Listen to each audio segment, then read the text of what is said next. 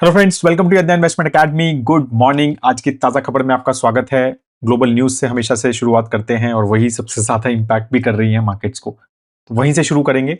फिर कुछ India specific news और कुछ स्टॉक स्पेसिफिक न्यूज़ के बारे में बात करेंगे। वीडियो को लास्ट तक जरूर देखिएगा। आज भी एक नॉलेज सेक्शन है जिसके बारे में हम लास्ट में बात करने वाले हैं। अभी भी फ्रीडम कूपन कोड जो है हमारे मॉडल पोर्टफोलियो, जिसका परफॉर्मेंस बहुत अच्छा चल रहा है, राइट, वो अभी भी लाइव है और बहुत अच्छा डिस्काउंट मिल रहा है उसके ऊपर। सो अगर आपने अभी तक हमारे मॉडल पोर्टफोलियोज नहीं देखे हैं, so it's a excellent time to subscribe, because just अभी सैटरडे को रीबैलेंसिंग हुई है, तो लाइव सेशन भी जरूर जल्दी करेंगे। ठीक है, तो आपको लेटेस्ट अपडेट्स के साथ जो है सारे मॉडल पोर्टफोलियो का एक्सेस आप ले सकते हैं, या फिर सिंगल पोर्टफोलियो भी ले सकते हैं। तो प्लीज, अगर इन्वेस्ट ने वेबसाइट नहीं देखी है और ग्लोबल पोर्टफोलियोज भी हैं, तो वो भी देख सकते हैं। तो अभी तक नहीं देखा है तो वो भी प्लीज जरूर चेक कीजिए। स्टार्ट करते हैं ग्लोबल न्यूज से ही। तो ग्लोबल पोर्टफोलियो से ग्लोबल न्यूज पे आ गए हम। तो बहुत सारी चीजें चल रही हैं, राइट। दो वॉर्स तो चल ही रहे हैं, उनके ऊपर डिस्कस करेंगे, बट नंबर्स देख लेते हैं पहले। तो ओवरऑल सबसे बड़ा नंबर, जो सबसे वरीइंग नंबर है, वो है यूएस 10 ईयर जीसेक।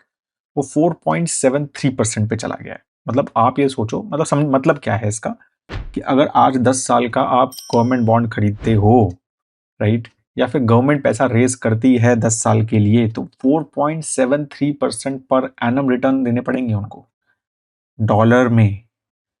ठीक है, आप समझ रहे हैं ना आप उस चीज को, कि अब डॉलर में इतना ज्यादा इंटरेस्ट रेट डेट पे, वो भी ट्रेजरी डेट पे, मतलब वो भी गवर्नमेंट डेट पे अगर पड़ जाए, तो उसका इंटरेस्ट कॉस्ट सरकार का कितना ज्यादा पड़ जाएगा।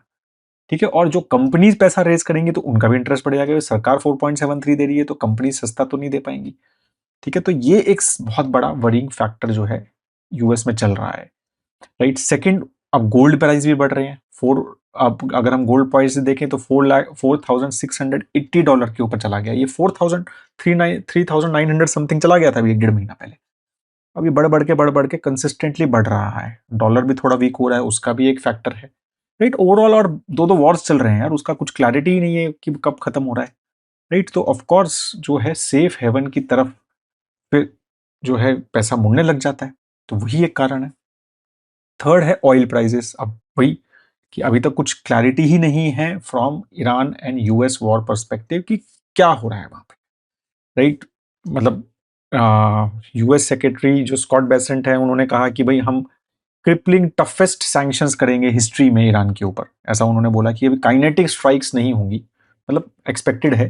काइनेटिक स्ट्राइक मतलब एक दूसरे को बम नहीं फेंकेंगे, राइट। लेकिन क्रिपलिंग सैंक्शंस की फिर से बात होनी शुरू हो गई है, राइट। और मंडे को, आज एक्सपेक्टेड है कि शाम तक इसके ऊपर उन्होंने कहा था कि कुछ अनाउंसमेंट हम बताएंगे।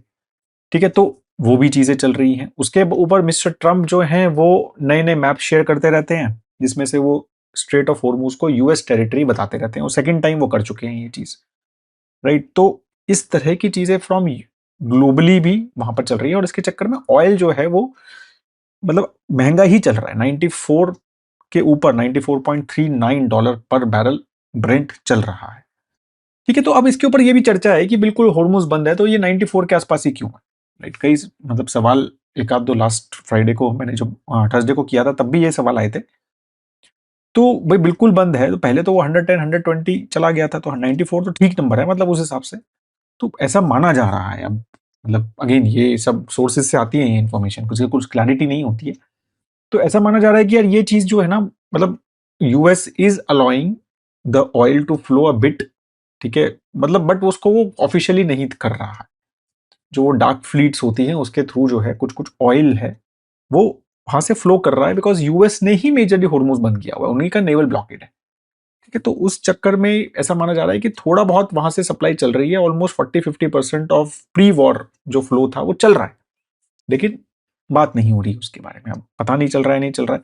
अब ये चीजें जो है सोर्सेज से आती हैं, ये सवाल जवाब।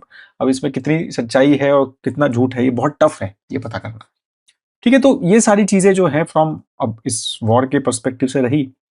बाकी इंपॉर्टेंट जो फैक्टर रहेगा वो जैक्सन होल सिंपोजियम, जो जिसमें केविन वॉश जो नए फेड चेयरमैन हैं यूएस के, उनकी स्टेटमेंट और उनकी जो स्पीच है वो रहेगी अभी 27 से 29 ऑफ अगस्त के बीच में है वो।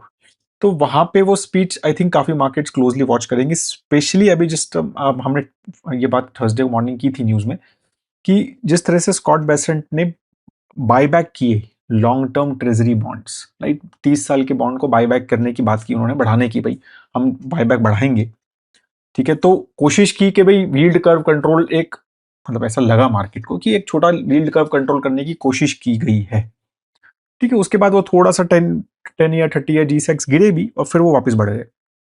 तो अब इसके ऊपर क्लैरिटी कि क्या इंटरेस्ट रेट्स बढ़ेंगे, क्या है अभी यूएस फेड चेयरमैन के दिमाग में, वो आई एम श्योर मार्केट जो है वो इस स्पीच से थोड़ा निकालने की कोशिश करेगी और उसके ऊपर शायद रिएक्शन देगी, नहीं तो जब तक, नहीं तो सितंबर एंड में नेक्स्ट वो है वहाँ पर एमपीसी की मीटिंग है, उसके ऊपर ही बेसिकली पता चलेगा कि फाइनली थॉट प्रोसेस क्या है। देखो इंटरेस्ट रेट्स को कंसिस्टेंटली हाई चल रहे हैं, 2% का टारगेट है उनका, ठीक है। तो वो तो ऐसा चल ही रहे हैं बैंक।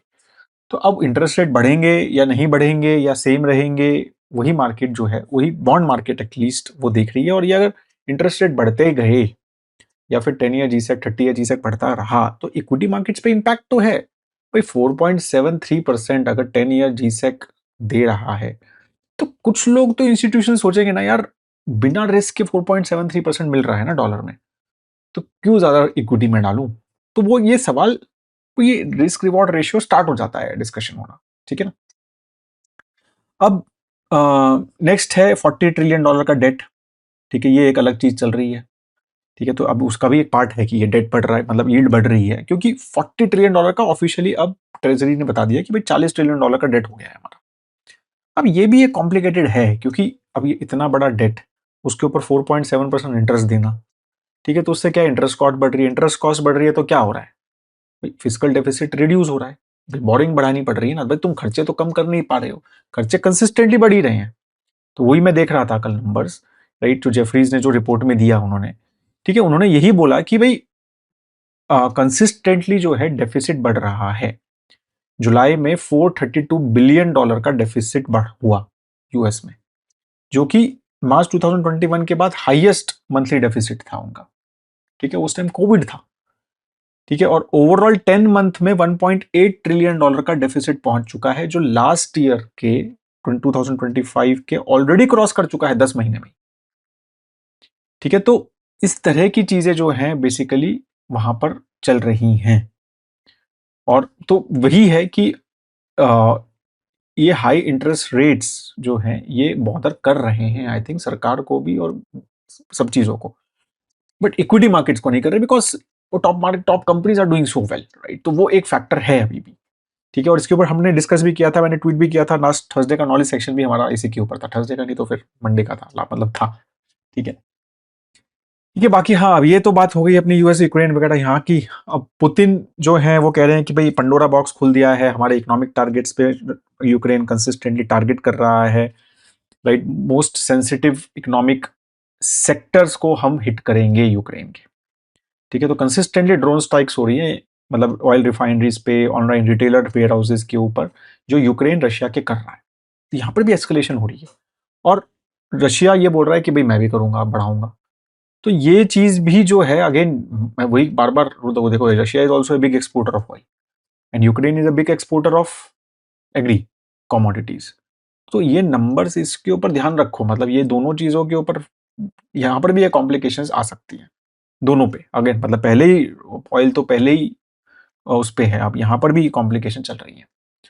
थर्ड जो फ्रंट है अब है यूएस कनाडा।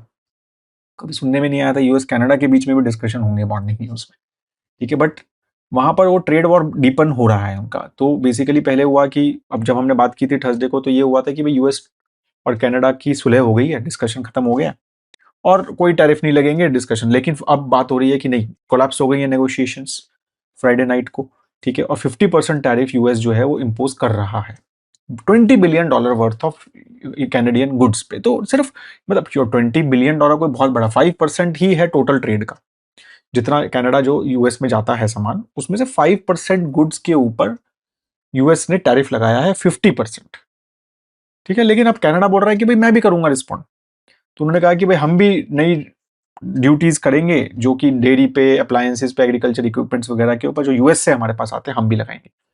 तो पॉइंट ये नहीं है कि कितना इम्पैक्ट होगा इकोनॉमिकली, वो सब चीज़ें हैं। पॉइंट है कि इतने बड़े मतलब आपस में जो ऐसे दो देश जो कभी लड़ाई नहीं की है आपस में, राइट, बिल्कुल ओपन बॉर्डर है, मतलब ऐसा $880 बिलियन वर्थ ऑफ गुड्स और सर्विसेज आपस में ट्रेड होता है एक साल में, $880 बिलियन वर्थ ऑफ गुड्स।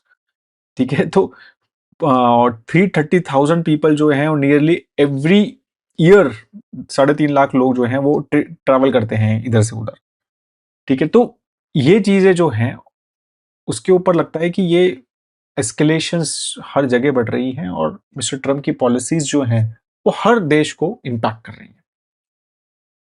अब कुछ इंडिया स्पेसिफिक न्यूज पे आ जाते हैं, तो ग्लोबली सारी बात हो गई हमारी। ठीक है, तो इंडिया के कुछ ट्रेड डेफिसिट नंबर्स आए जुलाई के, तो अगेन वो बढ़ ही रहे हैं। ट्रेड डेफिसिट इंडिया का, ट्रेड डेफिसिट क्यों बढ़ रहा है? बिकॉज मेजरली योर ऑयल जो है वो बढ़ रहा है। तो मैं आपको एग्जैक्ट नंबर बताता हूं, तो $32 बिलियन के आसपास, $31.98 बिलियन का trade deficit overall, merchandise trade deficit, goods trade deficit जो है हमारा रहा $31.98 बिलियन का, राइट। और ओवरऑल जो था, अगर हम क्या कहते हैं इसके ऊपर बात करें कि इंपोर्ट कैसे हुआ, तो इंपोर्ट बढ़ा। ठीक है, जून में $70 बिलियन का इंपोर्ट था, अब $76 बिलियन का इंपोर्ट हुआ है। और मेजरली क्रूड ऑयल प्राइसेस बढ़ने की वजह से, और इलेक्ट्रॉनिक गुड्स और गोल्ड भी हमने थोड़ा ज्यादा किया इस बार। ठीक है, एक्सपोर्ट भी बढ़े हैं, तो देखो एक्सपोर्ट भी बढ़ रहे हैं। ठीक है, तो एक्सपोर्ट भी $44 बिलियन के एक्सपोर्ट हुए हैं, जो कि 40 के थे जून में। तो वहां पर भी 10% बढ़ोतरी हुई है, 9% बढ़ोतरी इंपोर्ट में हुई है, लेकिन वही ना, बेस का फर्क है। तो एक्सपोर्ट्स भी इंप्रूव तो हो रहे हैं, सर्विस एक्सपोर्ट भी अच्छे चल रहे हैं, $35.89 बिलियन के सर्विस एक्सपोर्ट हुए। तो वो सारी चीजें सही है, लेकिन ये इम्पैक्ट हो रहा है, वही ना, क्रूड ऑयल प्राइसेस हमारे इम्पैक्ट करते हैं और वो यहाँ पर दिख रहा है। तो ये इन्फ्लेशन पे भी इम्पैक्ट होगा, ये सारी चीजों पे इम्पैक्ट होने लग जाता है। बाकी FCNR डिपॉजिट्स की वजह से हमारे फॉरेक्स रिजर्व्स काफी अच्छे से बढ़ रहे हैं। ठीक है, तो $716 बिलियन का फॉरेक्स रिजर्व हो गया अगस्त 14 वीकेंड पे। ठीक है, बिकॉज FCNR डिपॉजिट से अच्छा खासा फ्लो आया है। ठीक है, तो ऑलमोस्ट मेरे ख्याल से कुछ $70 बिलियन के, $72 बिलियन के ओवरऑल फ्लो आ चुके हैं, जिसमें से थोड़ा बहुत ECB और OFC ECB से भी है, कमर्शियल बोरोइंग से भी है, बट FCNR से ही ऑलमोस्ट 90% ऑफ दैट है। तो मतलब $64-65 बिलियन का आ चुका है, और 31 अगस्त तक अब ये FCNR डिपॉजिट्स में जो बेनिफिट दे रहे थे, और बहुत सारे हमारे NRI फ्रेंड्स, दोस्त, क्लाइंट्स डिस्कस करते रहते हैं। तो उसमें तो इतनी लंबी लाइन है कि वो मतलब अगर वो सरकार चलाना चाहे तो बहुत सारा पैसा आ सकता है, but I think they are also trying to control and they do not want lot of money. तो ये 31 अगस्त को खत्म हो जाएगा। अच्छा, मोदी जी के आह्वान के बाद काफी सारे गोल्ड ETFs ने अपने subscription, large ticket gold ETF subscription को बंद कर दिया था। अब वो वापस शुरू कर दिया है। तो टाटा है, HDFC, आदित्य बिरला, एक्सिस, सब ने जो है, रिस्ट्रिक्शंस थे उनके कि भाई गोल्ड ETFs में अगर नए खरीदने हैं आपको, मतलब बड़ा पैसा डालना है, तो उसके ऊपर उन्होंने रिस्ट्रिक्शन डाले हुए थे। ठीक है, तो अब वो सब वापस हट गए हैं। ठीक है, तो सारे 24 और आज अगस्त से अब वो सब चीजें चली गई, मतलब वो इम्पैक्ट खत्म हो गया, क्योंकि इंपोर्ट ही हमारा काफी रिड्यूस हो गया है ओवरऑल गोल्ड का, जितना मतलब मार्च अप्रैल में था। और उसके बाद प्राइम मिनिस्टर ने जब बोला कि भाई इसको कम करो, तो फिर काफी सारे ETFs ने भी किया, लोगों ने भी किया आई थिंक, और फिर गोल्ड प्राइसेस भी गिर गए, तो वो सब भी फैक्टर रहा। तो उसके चक्कर में ये वो कम हो गया है। गवर्नमेंट ने नई मोबाइल मैन्युफैक्चरिंग स्कीम लॉन्च की है 62,500 करोड़ की, राइट। तो अब ये स्कीम जो है ये FY27 से FY31 तक की है। तो इसमें 2.5% से 5% के इंसेंटिव जो है सरकार देगी, अगर उसमें एडिशनल बेनिफिट मिलेंगे अगर आप की कंपोनेंट्स का डोमेस्टिक सोर्सिंग करते हो। तो बहुत बड़ी, मतलब mobile manufacturing I think make in India की सबसे बड़ी स्टोरी है जो सरकार दिखाती है। ठीक है, तो उसके ऊपर ही चल रहा है कि कोशिश, और बाकी भी चीजें कोशिश करने की कोशिश हो रही है कि और भी चीजें इंप्रूवमेंट हो, बट ये सबसे बड़ी स्टोरी है। और एक्सपेक्टेड है कि ये it will keep on doing well, right. और मतलब ये चीजें अच्छी भी होनी चाहिए, and we should go deeper into that manufacturing. मतलब हम मोस्टली तो अभी असेंबलिंग ही करते हैं, but deeper into that manufacturing, I think that's what the aim is.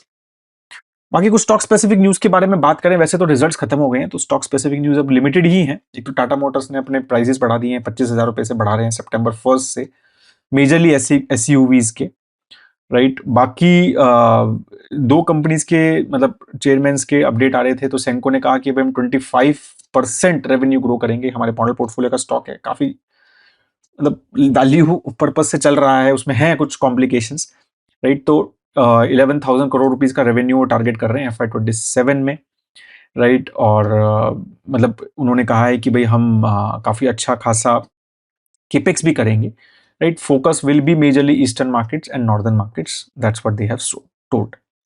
बाकी एसबीआई के चेयरमैन का भी एक मतलब स्पीच आ रही थी, तो उन्होंने भी बोला है कि they want to double their business by 2030। तो ये बहुत इंटरेस्टिंग है, ठीक है, कि मतलब 5 इयर्स अगर हम FY 26 बेस ले लें और FY 2031 मान लें, अगर इनके जो नंबर से 5 इयर्स में डबल, राइट, तो इज अ वेरी वेरी मतलब अच्छा टारगेट है ओवरऑल, ठीक है। तो उन्होंने बताया भी कि भाई हमारा वैसे तो एम है 170 अभी $100 ट्रिलियन का उनका ओवरऑल बैलेंस शीट है, ठीक है। तो उन्होंने कहा है कि वैसे तो हमारा टारगेट जो है 170 to 180 ट्रिलियन है, लेकिन हम 200 तक पहुंच सकते हैं। इंडियन इकोनॉमी अगर 7 से 8% ग्रो करती है तो हम 12% के आसपास ग्रो कर सकते हैं, और हम 200 ट्रिलियन डॉलर का ओवरऑल बिजनेस कर सकते हैं। तो एसबीआई मतलब एक पीएसयू बैंक इस तरह की ग्रोथ की बात कर रहा है। यही एक फैक्टर्स हैं कि actually private banks are not doing, मतलब वो इतना अच्छा ग्रो नहीं कर पा रहे, क्योंकि पीएसयू बैंक्स इतने एग्रेसिव हो रहे हैं, राइट, बिजनेस के लिए। तो वो वही चीजें मतलब बेसिकली फैक्टर्स हैं। देखो ये एक बहुत बड़ा हेडविंड है फॉर प्राइवेट बैंक्स, राइट। और उसके चक्कर में देखो कितने सस्ते मिल रहे हैं काफी सारे private banks. Indian Oil to supply entire petroleum imports requirement for Mauritius. तो मॉरिशियस जितना भी इंपोर्ट करेगा, डीजल, एटीएफ और मोटर स्पिरिट, ठीक है, वो सारी जो है इंडियन ऑयल प्रोवाइड करेगी। That's what they are saying. ये ऑलरेडी हम नेपाल और भूटान को करते हैं, राइट। तो ये एक मतलब अच्छा, बिकॉज हम रिफाइन बहुत करते हैं, हमारी रिफाइनरी कैपेसिटी काफ़ी अच्छी है, बहुत सारे रिफाइनरी हमारा रिफाइनिंग जो आउटपुट होता है वो एक्सपोर्ट होता है, एंड वी ऑल नो अभी तो रशिया पे भी हम मतलब रशिया का क्रूड ऑयल इंपोर्ट हो रहा है और फिर उसको रिफाइन करके हम एक्सपोर्ट कर रहे हैं, ठीक है। तो मॉरिशियस भी अब उसमें ऐड हो गया है कि उनका जितना भी इंपोर्ट होगा वो Indian Oil will take care, right. So all the countries around us, तो रिफाइनिंग कैपेसिटी जो है हमारी अब होपफुली और इसके ऊपर केपेक्स होगा और refining capacity more and more will be developed, ठीक है। So that is all on the major news जो हम बात आज जो मेरे को लगता है कि मार्केट को इम्पैक्ट करेंगी। अब बात करते हैं आज के नॉलेज सेक्शन की। तो ये ना knowledge section is basically on children education goal, for specially for people who are thinking कि वो बाहर भेजना चाहते हैं अपने बच्चों को, राइट, टू स्टडी। तो ये नंबर्स, बिकॉज मैं फाइनेंशियल प्लान बनाता हूँ, बहुत सारे हम प्लान बनाते हैं मैं और Parimal, and we keep on discussing. तो चिल्ड्रन एजुकेशन गोल तो एक बहुत इंपॉर्टेंट गोल है जो डिस्कस होता ही है, और उसके अराउंड पूरा प्लान बनता है कि फॉरेन से करना है, इंडिया से करना है, कितनी फीस, कितना ये। तो ये नंबर्स में थोड़ा सा मैं भी हाँ मतलब सरप्राइज हो गया था कि देर आर अब यूएस के जो कॉलेजेस हैं, तो दे आर सेइंग कि ये सीएनबीसी की रिपोर्ट है कि एक साल की फीस इज नाउ ऑलमोस्ट $100,000, ठीक है। तो मतलब 1 करोड़ रुपए ऑलमोस्ट एक साल की फीस है। 4 साल का कोर्स अगर आप करें तो आप 4 करोड़ रुपए स्पेंड करने का expectation is what they are saying. तो अगेन नंबर्स आर राइट, मतलब because that's what the source is saying. And तो मुझे तो यही लगता है कि यार जो लोग अपने बच्चों को स्पेशली यूएस भेजना चाहते हैं, I think we should all discuss again, because this is a very very serious goal, right. This is not a small amount, right. और तो ये चीजें हमें एक बार, आप अगर सोच रहे हैं, आपके दिमाग में है कि you want to send your child outside, चाहे ठीक है आप चाहे पोस्ट ग्रेजुएट के लिए भी हिसाब से अगर सोचें, तो भी अच्छा खासा 2-3 करोड़ रुपए का नंबर आता है। और ये तो सिर्फ फीस की बात हो रही है। आई एम अज्यूमिंग कि इसमें ट्रैवल प्लस मतलब बाकी, मतलब ये इसमें लिखा है कि आपका बुक्स, हाउसिंग, फूड, ये सब इंक्लूडेड है ये सारी फीस में। बट इंडिया आना जाना थोड़ा बहुत और एक्स्ट्रा खर्चा मान लो आप। तो this is a very serious amount of money, and that's what मतलब मेरे को थोड़ा सा, क्योंकि मैंने नंबर्स करे हैं टिपिकली जब ग्रेजुएशन की बात होती है, तो हम typically 50 lakh, 55 lakh, 60 lakh rupees per के हिसाब से करते हैं। कईयों के साथ थोड़ा सा इस तरह से 75 लाख रुपीज तक के मैंने किए हैं पर ईयर गोल्स के target. But 1 CR was little surprising for me as well, because that's अभी मेरे को ये फीडबैक नहीं मिला था, ये फर्स्ट टाइम रिपोर्ट मिली है मुझे, ठीक है। So this is a very interesting thing, right, and we will definitely have more discussions on it in our next face to face discussion, जिनके पास ये गोल होगा। बट आपको भी ये गोल के बारे में जरूर सोचना चाहिए अगर आप ऐसा सोच रहे हैं, ठीक है। प्लान करो प्रॉपरली, ठीक है, चाहे ग्लोबल इन्वेस्टिंग से करो, चाहे इंडियन इन्वेस्टिंग से करो, चाहे कैसे भी करो, बट इसका प्रॉपर प्लान होना चाहिए। बहुत सीरियस गोल हो चुका है, ठीक है, अगर है दिमाग में, नहीं है तो ठीक है, बात अलग है। ठीक है, that is all guys. If you still have any question आप कमेंट सेक्शन पे लिख सकते हैं। वीडियो को लाइक जरूर कीजिए अगर आपको वीडियो अच्छा लगे। हैव अ ग्रेट टाइम है दोस्तों। जय हिंद।